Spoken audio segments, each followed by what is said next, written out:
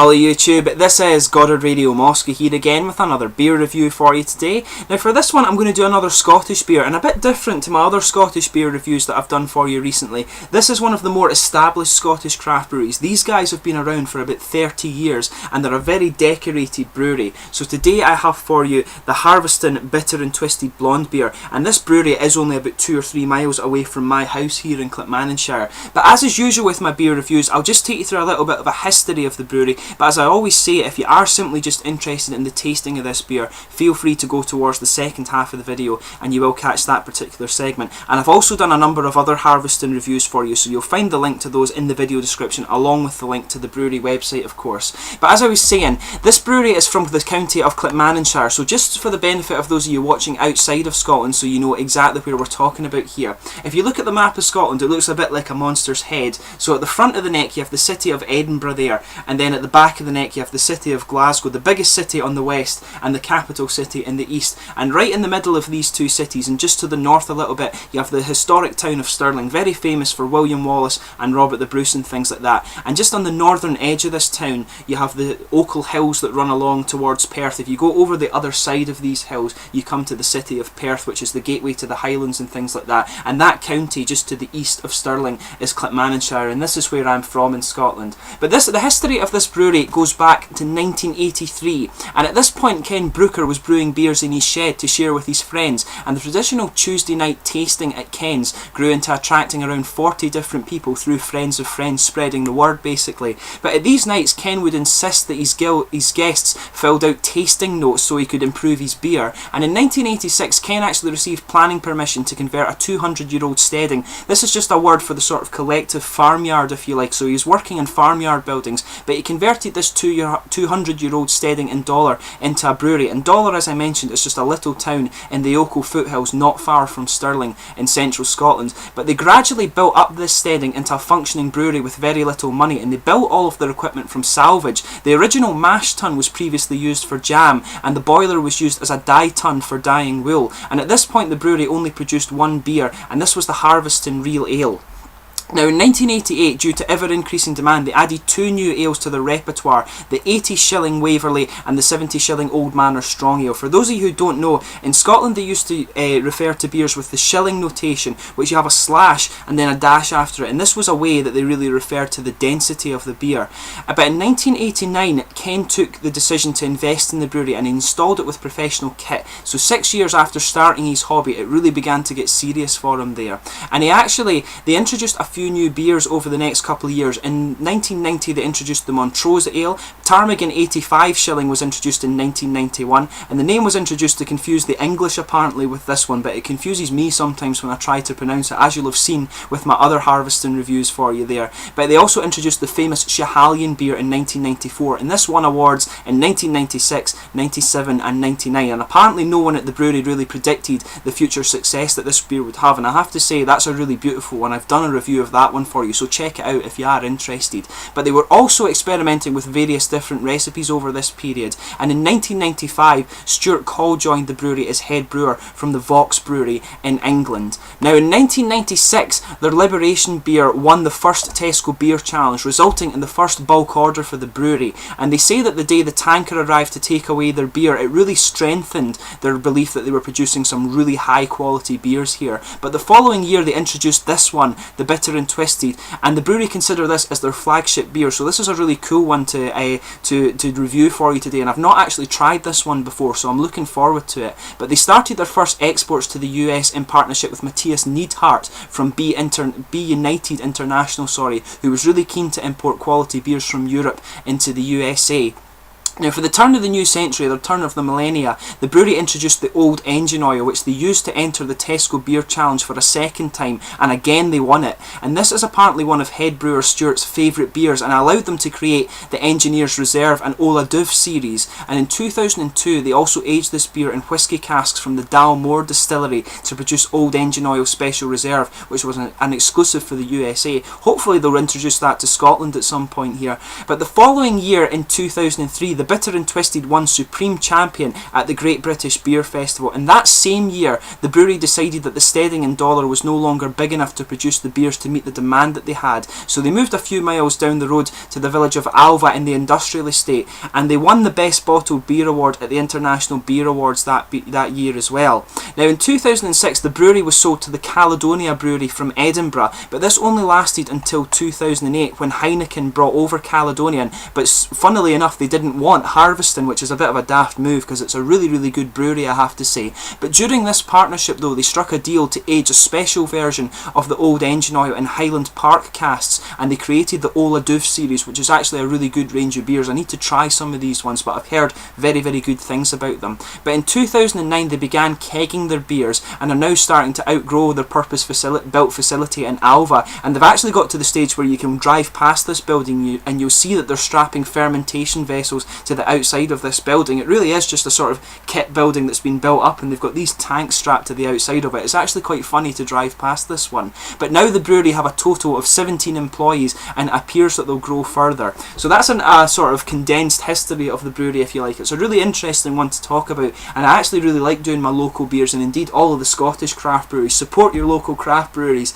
as I always say. But just to list the other beers that they do for you here, you have the Schiehallion, which is a really nice sort of a real ale take on a lager, really beautiful beer. You have this one, obviously, the Bitter and Twisted, which is a blonde beer. The Old Engine Oil, Engineer's Reserve, Wild Hop IPA, which was a limited edition. I'm not sure if they're still doing this one actually. They have Wild Hop Gold, and they have the Ola Doof series, which I mentioned, and they have 12, 16 and 18. These are all just aged for different periods of time here. But the brewery website has a blog where you can keep up to date with the latest happenings at the brewery, and I've put the link for that in the video description there, so give them a check out, and I'll also put the link to the brewery's Facebook page as well, so give them a like if you haven't already. But let's get on to the tasting of this beer, and I'll just let you have a little look at the bottle and cap on this one here.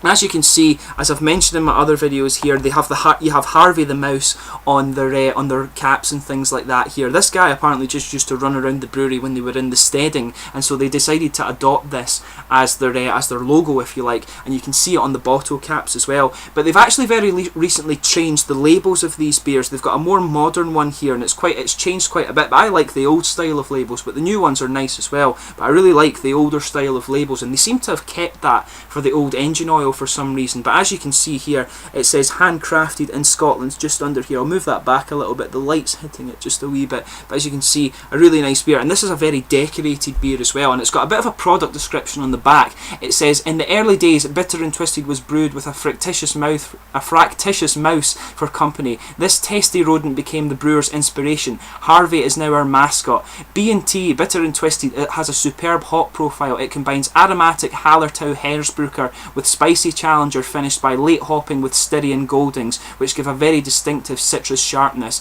Like all Harviestoun beers, Bitter and Twisted has won awards home and abroad. We bottle with less carbon dioxide, which is why our beers taste more natural. For splendid refreshment, enjoy cold. And it says it's like a twist, Bitter and Twisted, like the twist of a lemon. So this one should be quite interesting. Just to let you have a little look at the back of this bottle here, it's a 4.2% blonde beer, and it has the address of the brewery here. It says Harviestoun Brewery, Hillfoots Village, Scotland. So it's quite an interesting one here. But let's get this guy out and get on with the tasting. And as I mentioned, it's a 4.2% blonde ale or golden ale, however you want to describe it. But let's get this guy out. Quite interested to try this one here. Nice little bit of smoke on the opening there. So let's get this guy poured. The label's actually starting to come off a little bit there. But let's get this guy out and get on with it. Quite a deep golden colour here, as you can see with this coming out. Sugar up the last little bit, just get a wee bit more head on it here.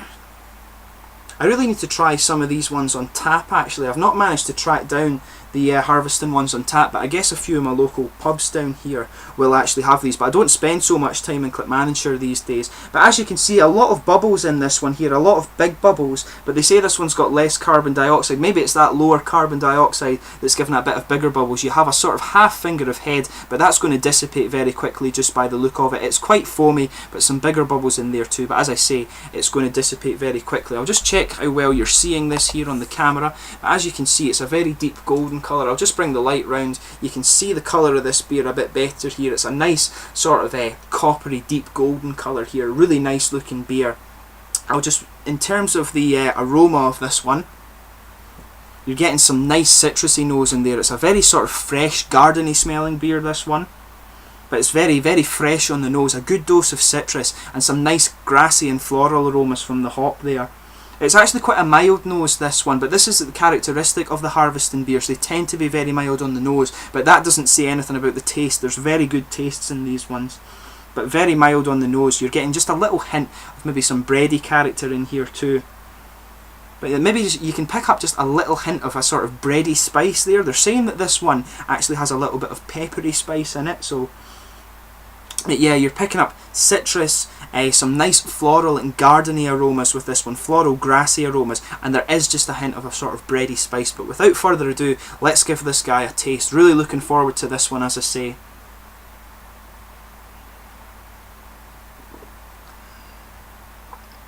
This is a really nice one actually. It's a very mild one, but it's got a really nice kind of quite subtle flavour to it.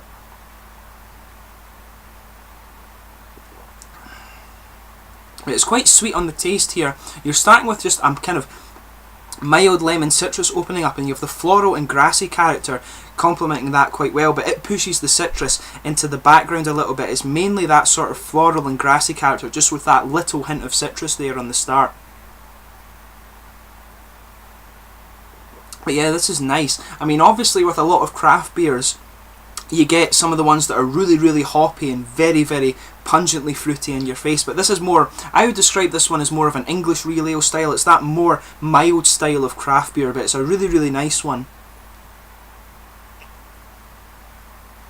So yeah, you're opening up with that little sweet taste, but mainly gardeny, floral aromas and things like that, floral tastes, grassy flavours coming in, just pushing that lemon into the background a little bit, but you have just that nice little underlying taste there, and it opens up into quite a malty middle. You've got a nice sort of bready malt base in the middle of this one, and there's just a little bit of peppery spice in there too.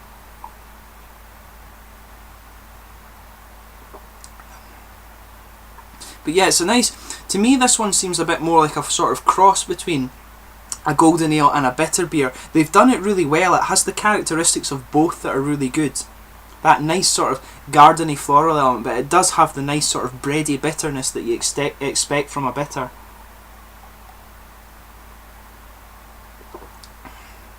But yeah, it stays quite citrusy and gardeny throughout, and then you have that nice middle bready sort of spiciness to it, and at the end it has that nice sort of lingering bready flavour with just that little bit of sort of fresh gardeny aromas with a little bit of lemon in there. This is a really nice one, I have to say. You can see why this is their flagship beer.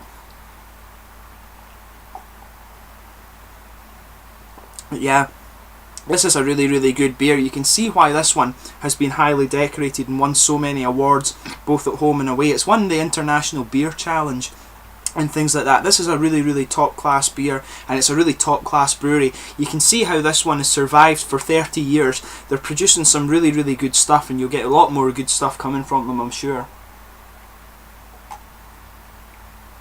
But in terms of the mouth, this one is very, very light bodied. You can taste the fact that it's got low carbonation in here. It's a very sort of smooth beer actually. It has that sort of German smoothness to it, if you like, but very, very low carbonation, as they described on the bottle there when I read it out. Sorry, but at the same time it's actually very crisp, and it's actually a very, very refreshing beer, I have to say. It doesn't even really have a dry finish to it at all. Very, very refreshing sort of real ale style of beer.